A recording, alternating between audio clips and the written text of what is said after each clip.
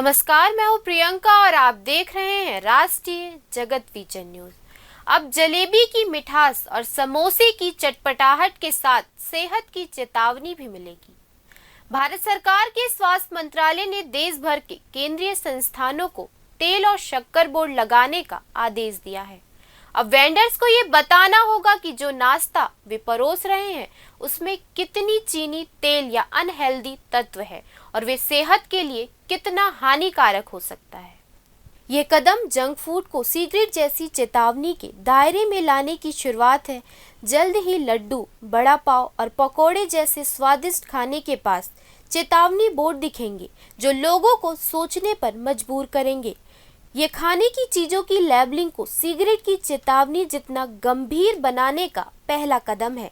चीनी और trans fat अब नए तंबाकू हैं। लोगों को ये जानने का हक है कि वे क्या खा रहे हैं। सरकार फास्ट फूड पर बैन लगाने की बजाय वार्निंग बोर्ड के सहारे लोगों को अपनी सेहत का ख्याल रखने की नसीहत देगी।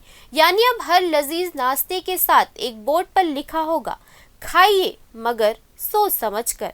भारत में मोटापे की समस्या तेजी से बढ़ रही है। एक अनुमान के मुताबिक 2050 तक करीब 45 करोड़ भारतीय मोटापे के शिकार हो सकते हैं, जिससे भारत इस मामले में अमेरिका के बाद दूसरे नंबर पर होगा।